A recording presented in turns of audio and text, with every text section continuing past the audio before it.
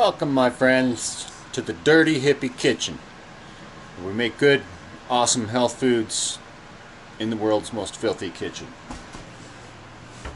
So for today, we're making a plant-based veggie wrap, which closely resembles a breakfast burrito with eggs and cheese. You see, before I ever started getting on this plant-based kick and starting eliminating eggs and cheese out of my diet, that was pretty much all I ate for breakfast, was eggs and cheese every day in a burrito or an omelet or something like that. Loved eggs and cheese, but they're terrible for you over time if you eat them constantly like I was. So I had to find some other substitutes, going plant-based and stuff like that. I didn't want to miss out on my breakfast burritos. I'd become quite accustomed. They're super convenient. You can take them to work, heat them up later, whatever. You can meal prep in advance with them. So today, that's what we're making, is some plant-based hash wraps. But first, we got a little prep work to do. All right. First, grab some potatoes. A little bit of prep work involved here.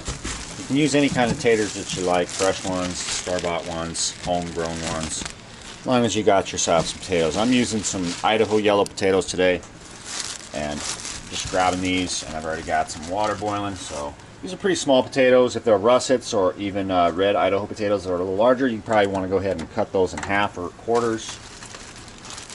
And just pop some of these in here. I don't know, maybe a dozen of them or so. And just let those boil for like 30 minutes. Go take a shower, take a walk, do something constructive, and then come back to this. Okay,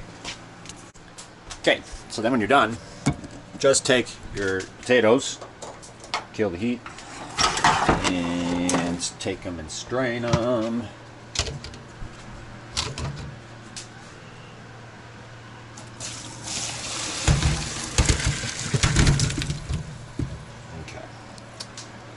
So the next step is put them outside and let them cool off. As you can see, it's cold, so I don't need to use a refrigerator. Obviously, in the summertime, you'll have to use your refrigerator, but since I'm up here in the high desert mountains, we'll just set them on outside right there and just let those cool off. Now, for maximum health benefit, it's important to let the potatoes cool off. Now, overnight in a refrigerator is fine, in a freezer for an hour is fine, but you want them to cool off to get the maximum fiber benefit. So I'll catch you guys in a few minutes when I'm ready to grate these potatoes. Okay, it's been a couple of hours, and the potatoes are nice and cold now, so we can go outside and get them. Nice. Just as good as having them refrigerated overnight. A couple hours in the freezing cold, or even in the freezer for that matter, although that might be too cold in certain circumstances. It's about 30 degrees where I am now. So we've got ourselves a couple of tools here. So you want to grate up the potatoes. You can just manually grate them into a container like that, or I'm going to try this little Turbo Chef thing here. Just kind of drop one of these in here and go for it. See what happens.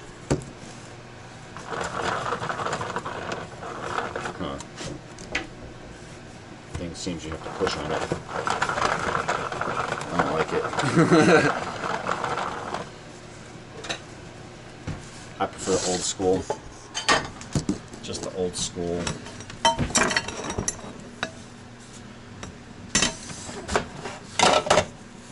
Doesn't get very far with that at all.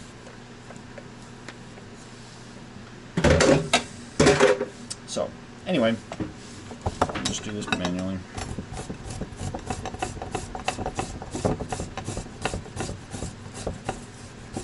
Now, depending on how long you boil them, will determine how soft these are. I only boiled these for like half an hour. I think the last ones I boiled, I forgot about them on the stove, and they ended up like almost boiling all the water out, and they were super, super soft.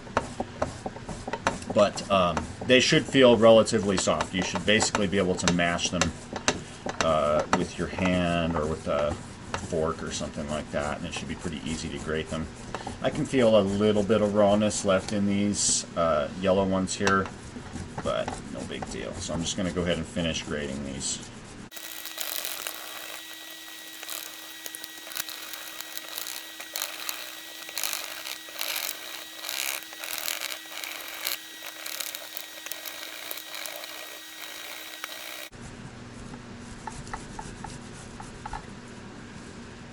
Okay, so now that that's all done here, I've got enough hash here to make breakfast for at least a week. So I include the skins and everything, and if there's some scallops and some chunks left over, that's just fine. Not a problem. And so that's how you do your prep work. And now that that's all done, we got our hash here. So that's the first thing we're going to do. Take your hash from the refrigerator or wherever, and we'll start up in this cast iron pan here.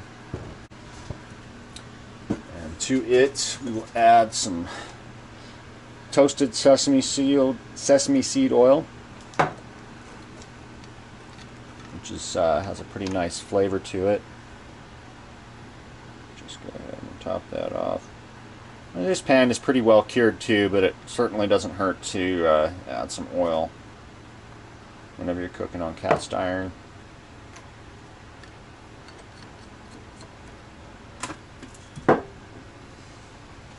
Let that pan heat up just a little bit here.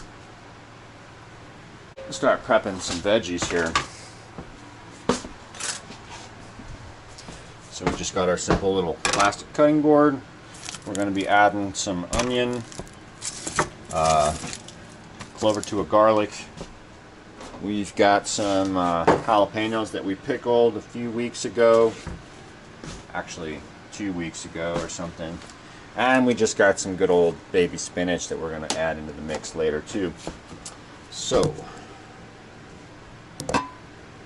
now that this is warm enough, go ahead and add some hash browns here. Okay. So that would normally be my eggs. I was thinking about it, and you know, like, how can I make a vegan wrap that closely tastes like eggs? I thought about using tofu, but to be honest, I don't like tofu. I don't like soy. I don't eat soy, anything really. Just not really my thing. I don't like its texture that much, I think. And it's too processed. I mean, you can process raw potatoes at home. There's no magic involved with that. You know, you don't need a special kind of potato or anything like that. You just get whatever potatoes you want, boil them for a little while, let them cool off, and then make your hash. And then refry the hash browns into whatever you want and wrap it into a wrap. Take it with you. It's good food. So another thing I'm going to add to this now that it's starting to cook here, going to season it up a little bit, and I'm going to use this real salt, which is awesome. It's the equivalent of Himalayan sea salt or Celtic sea salt. This stuff is mined out of Utah, and it's pretty good stuff as well. It's the same concept. It's like ancient seabed salt. And I'm just going to generously throw that on there. Sprinkle it up with a little black pepper too.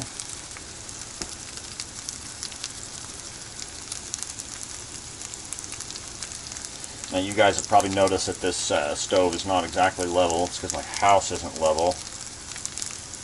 And so everything tends to flow towards the back of the stove, so every now and then I rotate my pan and let the oil kind of flow to the other side. So while that's cooking and getting brown, I'm going to go ahead and work on chopping up my veggies. Nothing like some fresh garlic cloves. We'll get 2 big old fat cloves going here. Try not to cut your damn fingers while you're doing this.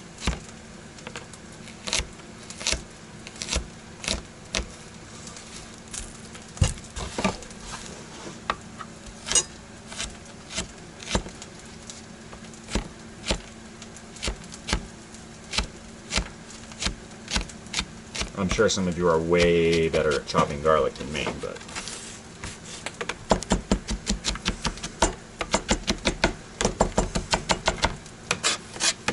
I can still get the job done if I have to.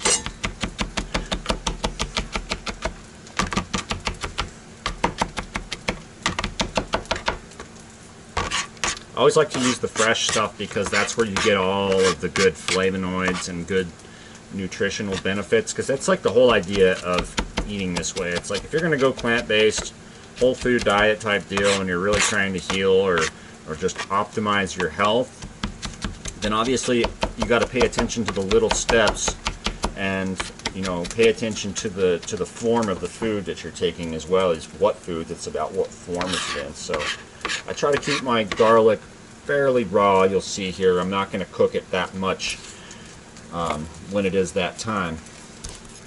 Get our onion going here.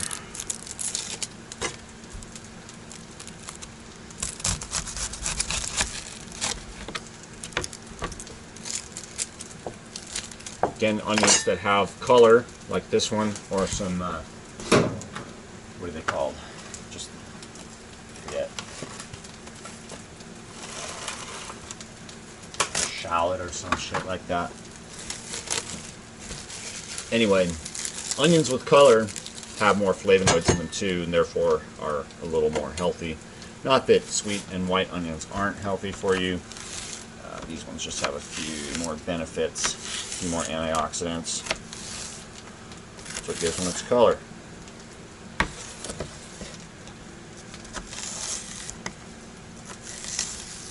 Alright. So now my veggies are basically prepped there. Let's check on this stuff. How are we doing here? Good, good, good. I'll go ahead and flip this over. Let's do so. I'm going to have to cut it in half. There we go.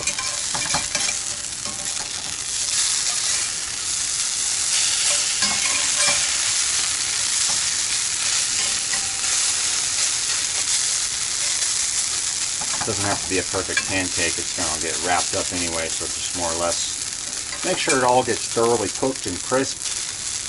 You want nice, crispy, but not burnt hash browns, so be mindful. While we're waiting, we'll get a dish here set up so that when we can put the hash browns on there, because we're going to cook the veggies in the same pan after the hash browns are done. So you could do both at the same time, I suppose. If you had two pans, you want to cook both at the same time, speed things up a little bit. But I like to cook everything in the cast iron pan, and while I do have more than one, I don't mind just cooking it in sequence like this. It's really not that big of a deal. It takes like another 3 minutes. No big deal. Okay, now that the hash browns are pretty much done, I can go ahead and empty them out onto this plate here.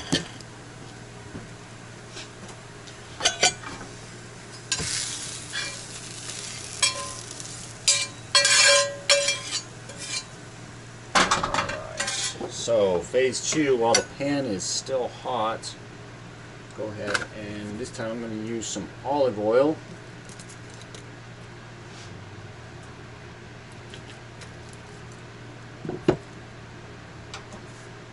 Toss my onions in first.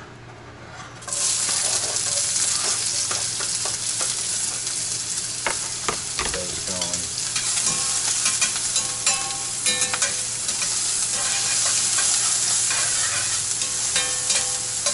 And then grab some jalapenos. You can buy these pickled in a jar. I just enjoy pickling them myself. So that's what I did. So just put them down on there.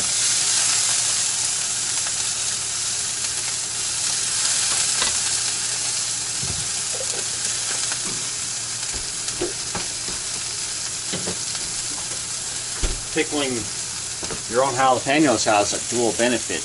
Not only do you get the benefit of eating the jalapenos, but you can't touch your face for several hours after handling them. Unless you wear gloves or something. So once those are going here, I'm going to toss on some spinach.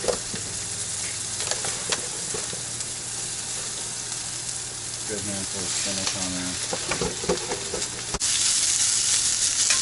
Now I know when this is done, basically when the spinach starts to shrivel up, or whatever greens you're using, you can put kale or chard or whatever kind of greens you want. I often put a mix, but this just happens to be what I have right now. So it's almost done. So what I'm going to do now, kill the heat. Yeah, the pan will stay hot for a good while. I'm going to add my garlic next.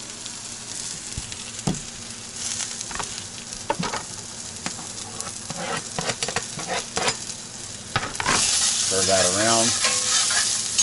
Good tortilla. Grab a tortilla, slap it right on the stove.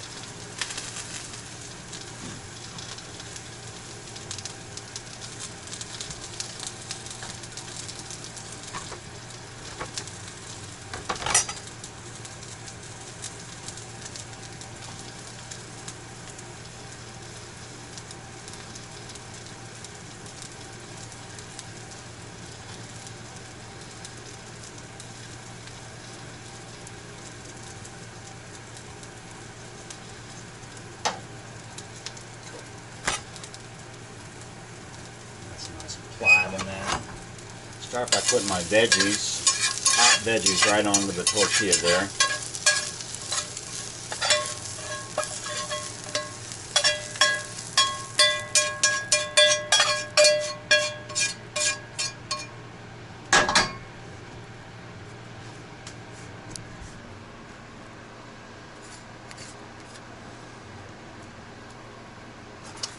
Next, I guess I should have prepped this, is an avocado.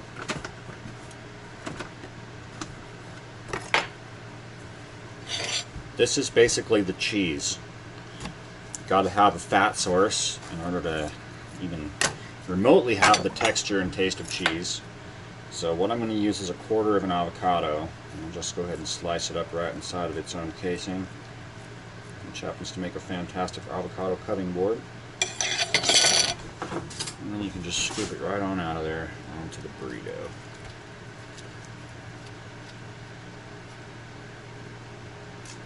And you can use half. I just, this is already going to end up pretty massive, so quarter's fine.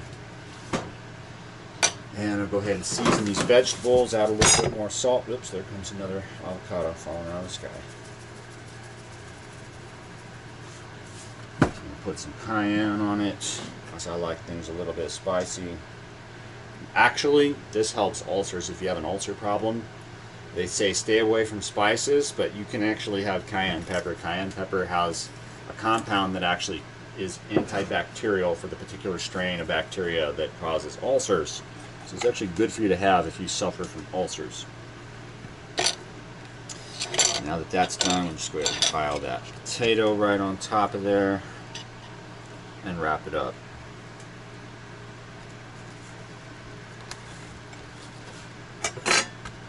And sometimes I wish I had those ginormous burrito wraps that are like the ones you have at Qdoba and Chipotle and stuff, and big old 24-inch, 18-inch diameter wraps. But that's pretty much it right there. And now I'm going to just clean up after myself and enjoy eating this thing. So thanks for joining me in the dirty hippie kitchen. We cook healthy food, and despite its looks, despite the condition of my kitchen, I do pretty well eating like this. So we'll catch you guys in the next video. Peace.